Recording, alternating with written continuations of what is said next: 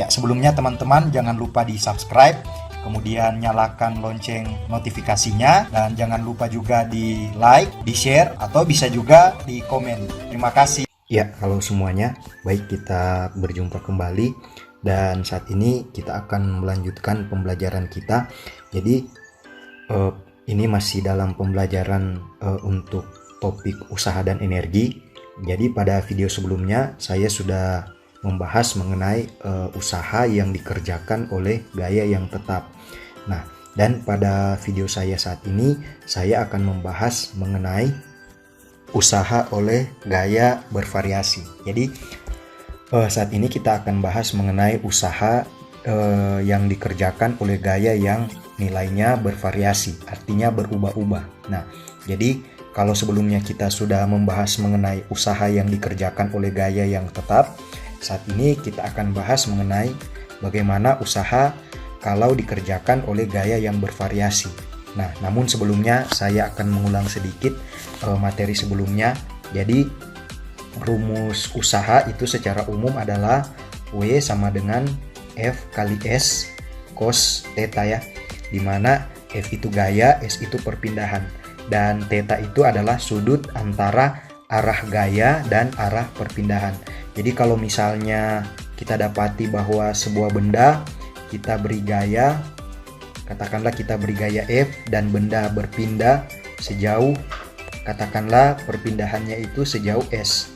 Nah, di sini kita lihat arah gaya, untuk kasus ini arah gaya itu sejajar atau searah dengan arah perpindahan ya. Jadi kalau di sini kita lihat arah gaya itu searah dengan arah perpindahan, maka rumus usahanya akan menjadi W sama dengan F kali S cos 0 ya, cos 0. Cos 0 kita tahu adalah 1, maka rumusnya ini akan menjadi W sama dengan F kali S. Jadi untuk kasus gaya yang searah dengan perpindahan, maka rumus usahanya W sama dengan F kali S. Nah, bagaimana kalau gayanya membentuk sudut tertentu? Katakanlah seperti ini, jadi membentuk sudut tertentu terhadap bidang datar. Nah, jadi membentuk sudut tertentu terhadap bidang datar berarti rumusnya adalah, maka rumus usaha untuk kasus yang seperti ini itu akan menjadi W sama dengan F kali S cos theta. Nah, jadi kita masukkan nilai cos theta-nya. Theta-nya ini ya tergantung sudutnya itu berapa yang dibentuk terhadap bidang datar. Ya, kira-kira seperti itu. Dan kemudian bagaimana kalau misalnya gayanya itu tegak lurus dengan arah perpindahan. Jadi bagaimana kalau kasusnya gayanya itu ya seperti ini, tegak lurus dengan arah perpindahan. Maka rumusnya akan menjadi W sama dengan Fs cos 90 derajat. Nah, kita tahu cos 90 derajat itu kan sama dengan 0. Berarti W-nya adalah sama dengan 0. Jadi kalau gayanya itu tegak lurus dengan perpindahan, maka usaha yang dihasilkan oleh gaya tersebut itu sama dengan 0. Dan kemudian bagaimana kalau misalnya gayanya itu berlawanan dengan arah perpindahan? Misalnya ini, gaya gesekan ya seperti ini. Jadi bagaimana kalau gayanya itu berlawanan dengan arah perpindahan? Maka di sini rumus usahanya yaitu W sama dengan F kali S kali cos 180 derajat. Jadi arah gaya dan arah perpindahan itu berlawanan sehingga membentuk sudut 180 derajat. Nah, sehingga di sini rumusnya adalah F kali S kali cos. Kita tahu cos 180 itu adalah negatif 1, maka rumusnya akan menjadi W sama dengan negatif F kali S. Ya, kira-kira seperti itu. Jadi dari sini disimpulkan bahwa kalau arah gaya berlawanan dengan perpindahan, maka usaha bernilai negatif. Kalau gaya itu tegak lurus dengan perpindahan, maka usahanya sama dengan 0. Tapi kalau dia searah dengan perpindahan, maka usahanya itu bernilai positif. Kira-kira seperti itu teman-teman untuk usaha materi yang saya jelaskan sebelumnya. Nah, sekarang kita lanjut mengenai usaha yang dilakukan oleh gaya yang bervariasi. Nah, di sini teman-teman perhatikan bahwa untuk menghitung usaha yang dikerjakan oleh gaya yang bervariasi, maka langkah yang paling mudah adalah dengan menggunakan grafik ya teman-teman.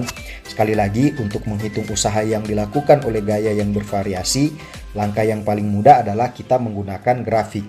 Grafik apa? Grafik gaya terhadap perpindahan. Jadi sumbu Y-nya ini adalah gaya, yang ini teman-teman, dan sumbu X-nya itu adalah perpindahan. Jadi ini kita sebut sebagai grafik gaya terhadap perpindahan. Nah, jadi kalau untuk menentukan usaha yang dilakukan oleh gaya yang bervariasi dengan menggunakan grafik, usahanya itu kita dapat hitung dengan mencari luas daerah di bawah kurva yang seperti pada grafik ini. Berarti di sini usahanya adalah luas daerah yang ini teman-teman ya. Nah, jadi ini. Jadi jika kita ingin menghitung benda, misalnya jika kita ingin menghitung usaha yang diberikan oleh gaya yang bervariasi kepada benda yang bergerak dari 0 sampai 4 meter, berarti usahanya adalah luas daerah yang ini teman-teman. Nah, kalau misalnya dari 4 sampai 6, katakanlah ini 6,5 meter ya, jadi sampai di sini. Nah, jadi kalau usaha yang dikerjakan oleh gaya yang diberikan pada benda, jadi gayanya bervariasi dari jarak 4 meter sampai 6,5 meter, dari sini sampai di sini, maka usahanya berarti luas daerah di yang ini teman-teman ya, luas daerah di bawah kurva yang ini. Nah, berarti untuk menghitung usaha yang dilakukan oleh gaya bervariasi, itu kita bisa menggunakan grafik gaya terhadap perpindahan dengan menghitung luas daerah di bawah kurva. Nah, jadi kalau untuk kurva yang ini, kurva yang di atas ini, mudah saja kita untuk menghitung luas daerahnya. Karena kalau di sini kita lihat luas daerah ini mirip dengan trapesium ya teman-teman. Jadi untuk menghitung luas daerah ini cukup kita menggunakan rumus trapesium. Jadi luas daerah, baik luas daerah yang ini ataupun luas daerah yang ini, karena mirip trapesium, kita bisa menggunakan rumus trapesium. Nah, tapi pertanyaannya, bagaimana kalau kurvanya seperti ini teman-teman? Bagaimana kalau kurvanya seperti ini pada gambar yang ini? Maka di sini kita lihat kurvanya itu melengkung ya, yang ini. Jadi ini kurvanya itu melengkung. Nah, ini kalau kita dapati kurva yang seperti ini, untuk menentukan usaha yang dilakukan oleh gaya yang bervariasi dengan kurva yang seperti ini, berarti luas daerahnya ini itu usahanya ya, luas daerah yang ini kita bisa menggunakan persamaan. Jadi kita akan menggunakan integral teman-teman. Berarti W sama dengan integral dari batas bawahnya XI, batas atasnya XF. Jadi XI itu maksudnya di sini posisi mula-mula, XF itu adalah posisi akhir dari Fx dx ya. Kita akan menggunakan rumus integral seperti ini ya teman-teman. Jadi integral batas bawahnya XI, batas atasnya XF dari Fx dx. Nah, jadi kita harus tahu kurva ini fungsinya apa, berarti kurva ini fungsinya apa, kemudian kita masukkan di integral, maka kita hitung dan kita peroleh usaha yang dilakukan oleh gaya ini, gaya yang bervariasi ini pada sebuah benda. Jadi kira-kira seperti itu teman-teman. Jadi kalau kita dapati grafik yang seperti di atas ini, grafik yang pertama, maka mudah saja kita menghitung usahanya. Langsung saja kita menggunakan rumus bangun datar. Dalam hal ini bisa trapesium, bisa segitiga. Nah, tapi kalau di sini kita lihat bentuknya seperti trapesium. Nah, sehingga kita bisa menggunakan rumus trapesium. Tapi kalau kurvanya seperti ini, kita bisa menggunakan integral untuk menyelesaikan usaha yang dilakukan oleh gaya dengan kurva seperti ini. Ya, kira-kira seperti itu teman-teman untuk usaha yang dilakukan oleh gaya bervariasi. Jadi langkah yang paling mudah adalah dengan menggunakan grafik. Dan supaya lebih jelasnya, mari kita simak contoh soal berikut ini. Ya, baik, ini contoh soalnya.